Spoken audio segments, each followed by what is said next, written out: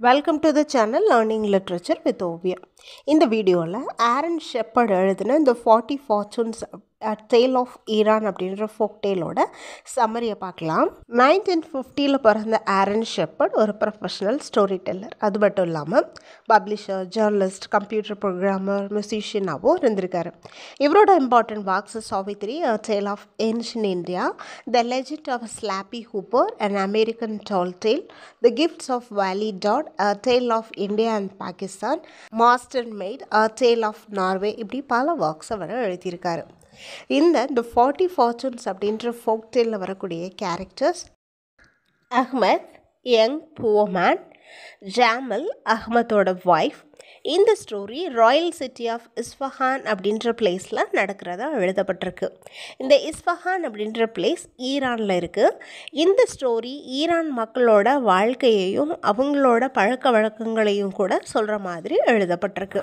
இஸ்ஃபஹானில் அஹ்மத் அப்படின்ற ஒரு ஏழை விவசாயி இருக்கான்.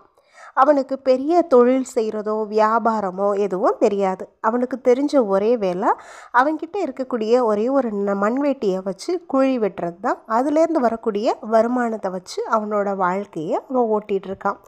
அந்த வருமானமும் அந்த குறைந்த வருமானத்தில் அவன் செய்யக்கூடிய வாழ்க்கை தரமும் அவனுக்கு அது போதுமானதாகவும் திருப்தியானதாகவும் இருக்குது. ஆனால் அஹ்மத்தோட ஒய்ஃப் ஜாமலுக்கு அப்படி கிடையாது. தன்னோட ஹஸ்பண்ட் ஒரு பெரிய தொழில் செய்யணும் அப்படின்னும் நிறைய வருமானம் ஈட்டணும் அப்படின்னும் ஆசைப்பட்றாங்க. அதுக்காக தனக்கு தெரிஞ்ச தொழில் எல்லாத்தையும் அவங்கிட்ட சொல்கிறாங்க. இந்த வேலை செய்யுங்க, அந்த வேலை செய்யுங்க அப்படின்னு சொல்கிறாங்க. ஆனால் அது எதுவுமே அஹ்மத்துக்கு ஒத்து வர்றதா இல்லை. இந்த சமயத்தில் தான் ஒரு நாள் அஹ்மத்தோட ஒய்ஃப் ஜாமல் குளிக்கிறதுக்காக பப்ளிக் பாத்துக்கு போகிறாங்க. அங்கே அவங்கள வெயிட் பண்ண சொல்கிறாங்க. ஏன் அப்படின்னா அங்கே ஏற்கனவே கிங்கோட ஃபார்ச்சூன் டெல்லரோட ஒய்ஃப் குளிச்சுட்டு இருக்காங்க அப்படின்னு சொல்லி ஜாமலை வெயிட் பண்ண சொல்கிறாங்க. இது ஜாமலுக்கு பிடிக்கல. அப்போது அவங்களுக்கு ஒரு விஷயம் தோணுது. கிங்கோட ஃபார்ச்சூன் டெல்லராக இருக்கிற பட்சத்தில் அவங்க ஒய்ஃபுக்கு அதுக்கேற்ற மாதிரியான மரியாதை கிடைக்கிது அப்படின்றத அவங்க புரிஞ்சுக்கிறாங்க. அதனால் தன்னோட ஹஸ்பண்டையும் கிங்கோட ஃபார்ச்சூன் டெல்லராக ஆக்கணும் அப்படின்னு ஆசைப்படுறாங்க. ஃபார்ச்சூன் டெல்லர் அப்படின்னா குறி சொல்லுவாங்க இல்லையா, பகடைக்காயெல்லாம் உருட்டி. ஸோ அந்த மாதிரி ஒரு வேலை. இப்போது வீட்டுக்கு வந்த ஜாமல் தன்னோட ஹஸ்பண்டையும் ஃபார்ச்சூன் டெல்லர் ஆகணும் அப்படின்னு சொல்கிறாங்க. ஆனால் அஹ்மத்தோ ஃபார்ச்சூன் டெல்லிங்கை பற்றி எனக்கு எதுவுமே தெரியாதே அப்படின்னு சொல்கிறாங்க.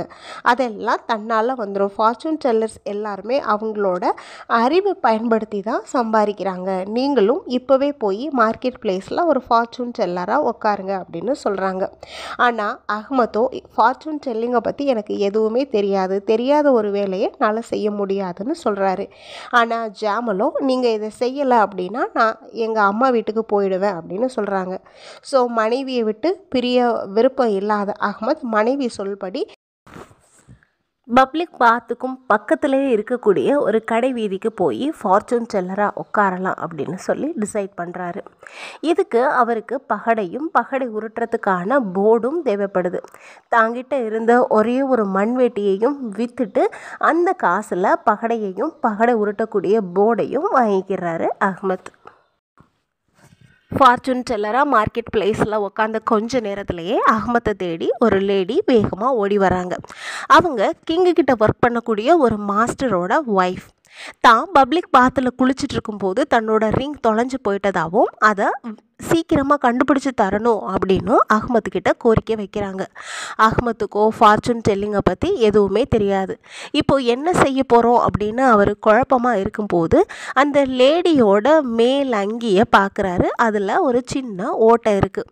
அந்த ஓட்டையை பார்த்துக்கிட்டே ஹோல் அப்படின்னு சொல்லி அவர் சொல்லும்போது அந்த லேடி ஏதோ ஞாபகம் வந்த மாதிரி வேகமாக எழுந்து பப்ளிக் பாத்தை நோக்கி ஓடுறாங்க. அங்கே போன அந்த லேடி பப்ளிக் பாத்தில் இருக்கக்கூடிய ஒரு ஓட்டையில் போய் ஒரு மோதிரம் இருக்குது. அந்த மோதிரத்தை எடுத்துகிட்டு வேகமாக அஹ்மத்துக்கிட்டேயும் வராங்க. நான் குளிக்கும்போது சேஃபாக இருக்கணுன்றதுக்காக என்னோடய மோதிரத்தை கழட்டி ஒரு ஹோலில் வச்சுருந்தேன். ஆனால் அதை நான் மறந்துட்டேன். என்னோடய மோதிரம் எங்கே இருக்குது அப்படின்றத கரெக்டாக நீங்கள் கண்டுபிடிச்சி சொல்லிட்டீங்க அப்படின்னு சொல்லிட்டு பதிலுக்கு வெகுமதியாக ஒரு கோல்டு காயினையும் அஹ்மத்துக்கிட்ட கொடுக்குறாங்க அந்த லேடி. லேடி கொடுத்த கோல்டு காயினோட வீட்டுக்கு வந்த அஹ்மத் கோல்டு காயினை தன்னோட ஒய்ஃப் ஜாமல் கிட்ட கொடுக்குறாரு.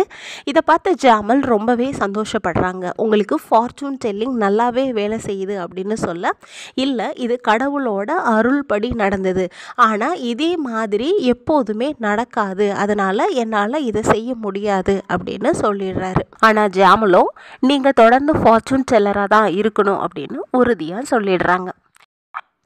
இந்த சமயத்தில் தான் அரசர் மாளிகையில் இருக்கக்கூடிய பொக்கிஷங்கள் எல்லாம் காணாமல் போகுது. இது திருடுறது யார் அப்படின்னா அரசர் கண்டுபிடிக்கணும் அப்படின்னு முயற்சி எடுக்கிறாரு. அப்போது அஹ்மத்தை பற்றின செய்தி அரசருக்கு போகுது. அஹ்மத் அப்படின்ற ஒரு ஃபார்ச்சூன் டெல்லர் இருக்கிறதாவும் அவர் காணாமல் போன பொருட்களை ரொம்ப எளிமையாக கண்டுபிடிச்சு கொடுக்குறதாவும் அரசருக்கு தகவல் தெரிய வருது. இது சொன்னது யார் அப்படின்னா, ஏற்கனவே ரிங்கை காணும் அப்படின்னு சொல்லிட்டு ஒரு லேடி வந்தாங்க இல்லையா, அந்த லேடியோட ஹஸ்பண்ட் தான் அது. அங்கே அரசர்கிட்ட ஒரு அமைச்சராக வேலை பார்த்துட்ருக்காரு. அஹ்மத் அரசபைக்கு அழைச்சிட்டு வரப்படுறான். அஹ்மத் கிட்ட அரசன் தன்னோட பொக்கிஷங்களை திருடன் யார் அப்படின்னு கண்டுபிடிச்சு கொடுக்கணும் அப்படின்னு சொல்கிறாரு. தன்னோட ஃபார்ச்சூன் டெல்லரால் அதை கண்டுபிடிக்க முடியலை அப்படின்னும், நீ அதை கண்டுபிடிச்சு கொடுக்கணும் அப்படின்னும் அரசர் ஆர்டர் போடுறாரு. அஹ்மத்துக்கோ ஃபார்ச்சூன் டெல்லிங்கை பற்றி எதுவுமே தெரியாது. காணாமல் போன பொக்கிஷங்கள் 40 பெட்டிகளில் இருந்துச்சு அப்படின்ற ஒரு விஷயத்தை வச்சு அதை திருடினது 40 திருடர்களாக இருக்கலாம் அப்படின்னு அனுமானிக்கிறான் அஹ்மத். அதனால் அரசரோட பொக்கிஷங்களை திருடினது 40 திருடர்களாக இருக்கும் அப்படின்ற அனுமானத்தில் அந்த திருடர்கள் 40 பேரையும் நான் 40 நாட்களுக்குள்ளே கண்டுபிடிக்கிறேன் அப்படின்னு அரசர்கிட்ட சொல்லிட்டு வீட்டுக்கு வர்றான் அஹ்மத். அரசரோட பொக்கிஷங்களை திருடனை கண்டுபிடிச்சிட்டு அரசர்கிட்ட இருந்து அஹ்மத்துக்கு ஒரு பெரிய வெகுமதி கிடைக்கும். அதே சமயத்தில் அதை கண்டுபிடிக்க முடியலை அப்படின்னா அரசரோட ஜெயிலில் தான் அஹ்மத் தன்னோட மீதி நாட்களை கழிக்க வேண்டியிருக்கும். இதை ஞாபகப்படுத்திக்கணும் அப்படின்றதுக்காக வீட்டுக்கு வந்த அஹ்மத் ஒரு ஜார் எடுத்துக்கிறான். அதில் 40 பேரிச்சம்பழங்களை போட்டு வைக்கிறான். ஒவ்வொரு நாளும் அதை ஒன்றொன்னா சாப்பிட்றது மூலமாக அதோட எண்ணிக்கை குறைய நாட்களும் குறையுது. அந்த நாட்களுக்குள்ளே திருடர்களை கண்டுபிடிக்கலைன்னா தன்னோட வாழ்க்கை ஜெயிலில் தான் அப்படின்ற விஷயத்த அது ஞாபகப்படுத்தும் அப்படின்றதுக்காக இந்த ஏற்பாடை பண்ணுறான் அஹ்மத். அந்த பொக்கிஷங்களை திருடின திருடர்களில் ஒருத்தன் அரசனோட அரசபையில் தான் வேலை பார்க்குறான். அரசனும் அஹ்மத்தும் பேசிக்கிட்ட விஷயங்களை அவன் ஒட்டு கேட்குறான். உடனே அதை தன்னோட தலைவன்கிட்ட போய் சொல்கிறான். அஹ்மத் ஒரு திறமையான ஃபார்ச்சூன் டெல்லரான், நம்மளை அவன் கண்டுபிடிச்சி அரசர்கிட்ட சொல்லி விட்டுருவான். அதனால் அஹ்மத் என்ன பண்ணுறான் அப்படின்றத கண்காணிக்க அஹ்மத் வீட்டுக்கு அனுப்பி கண்காணிங்க அப்படின்னு சொல்கிறான். திருடர் கூட்டத்து தலைவனும் ஒரு திருடனை அஹ்மத்தோட வீட்டுக்கு அனுப்பி வைக்கிறான். அந்த திருடன் அஹ்மத்தோட வீட்டோட கூரையில் ஏறி உக்காந்துக்கிறான். மாலை நேரத்தில் அஹ்மத் அவனோட வேலைகள்லாம் முடிச்சுட்டு தூங்க போகிறதுக்கு முன்னாடி ஜாடியிலேருந்து ஒரு பேரிச்சம்பழத்தை எடுத்து சாப்பிட்றான். சாப்பிட்ட பிறகு ஃபர்ஸ்ட் ஒன் அப்படின்னு சொல்கிறான். இதை அஹ்மத்தோட வீட்டு கூரையிலிருந்து அந்த திருடன் கேட்குறான். அஹ்மத் தன்னை தான் சொல்கிறான் அப்படின்னு அந்த திருடன் புரிஞ்சுக்கிறான்.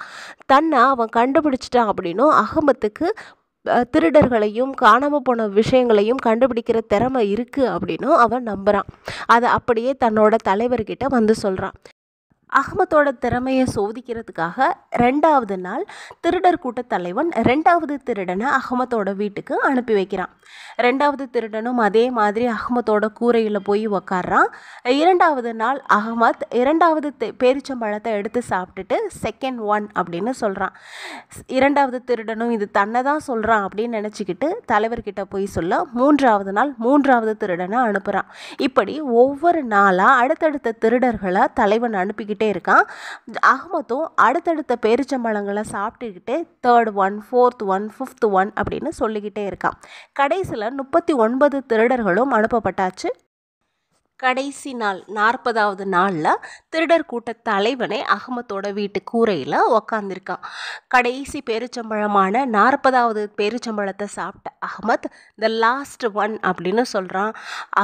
அஹ்மத் வீட்டு கூரையில் இருந்த திருடன் தன்னை தான் சொல்கிறான் அப்படின்னு புரிஞ்சுக்கிறான். ஸோ அஹ்மத் அரசனோட அரசபையில் இருந்த பொக்கிஷங்களை திருடினது 40 திருடர்கள் அப்படின்றதையும் அந்த 40 திருடர்கள் யார் அப்படின்றதையும் அஹ்மத் கண்டுபிடிச்சிட்டதாகவும் திருடர் கூட்ட தலைவன் நினைக்கிறான். இதை அஹ்மத் அரசர்கிட்ட சொன்னால் திருடர்கள் அத்தனை பேருக்கும் பெரிய தண்டனை கிடைக்கும் அப்படின்னு தலைவர் நினைக்கிறான். அதனால் அரசர்கிட்ட இந்த செய்தி போகிறதுக்கு முன்னாடியே அஹ்மத்தை சந்தித்து தன்னை மன்னிக்கும்படியும் அரசர்கிட்ட இந்த விஷயத்தை சொல்லக்கூடாது, தங்களை காட்டி கொடுக்கக்கூடாது அப்படின்னு கேட்டுக்கணும் அப்படின்னு நினைக்கிறான். அதனால் 40 திருடர்களும் அகமதோட வீட்டுக்கு வர்றாங்க. அகமத் வீட்டில் அகமத் தன்னோட ஒய்ஃப் ஜாமல் கிட்ட புலம்பிக்கிட்டு இருக்கான்.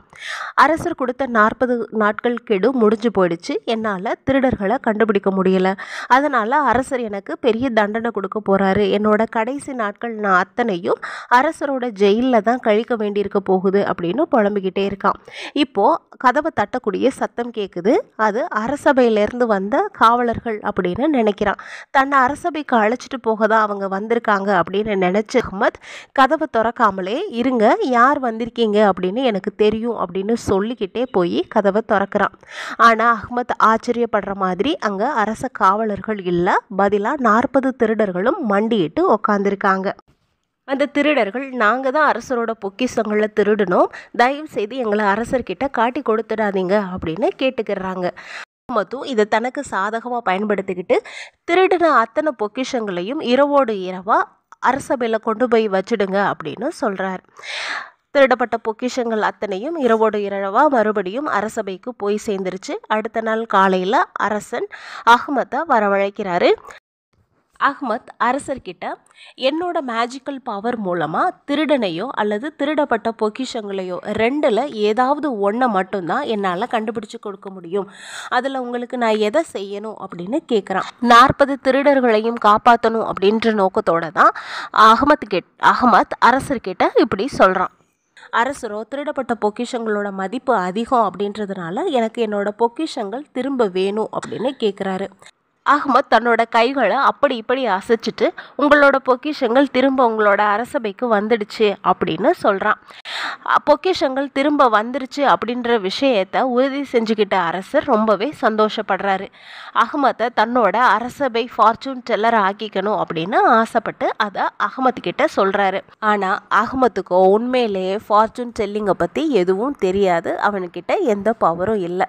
அதனால் இதிலேருந்து தப்பிக்கணும்னு நினச்ச அகமத் அரசரோட காணாமல் போன பொக்கிஷங்களை கண்டுபிடிக்கிறது ரொம்ப பெரிய டிஃபிகல்ட்டான டாஸ்க் அப்படின்றதுனால தன்னோட முழு திறமையையும் சக்தியையும் பயன்படுத்தி அதை நான் கண்டுபிடிச்சு கொடுத்துட்டேன் அப்படின்னும், அதனால் என்னோட சக்திகள் முழுவதும் அதில் இழந்துட்டேன் அப்படின்னும் சொல்கிறான் அகமத். இதை கேட்ட அரசர், ஐயோ என்னால் உனக்கு எவ்வளவு பெரிய இழப்பு அப்படின்னு சொல்லிட்டு அரசர் அகமத்துக்கு கொடுக்க வேண்டிய வெகுமதியை 2 மடங்காக கொடுக்குறாரு. அகமத்தும் அந்த வெகுமதியை வாங்கிக்கிட்டு வீட்டுக்கு போய் தன்னோட மனைவி ஜாமல் கூட மகிழ்ச்சியாக அவரோட வாழ்க்கையை கழிக்கிறாரு. இந்த சம்மரி உங்களுக்கு பிடிச்சிருந்ததுன்னா லைக் பண்ணுங்கள், ஷேர் பண்ணுங்கள், மறக்காமல் சேனலுக்கு சப்ஸ்கிரைப் பண்ணுங்கள். தேங்க்யூ.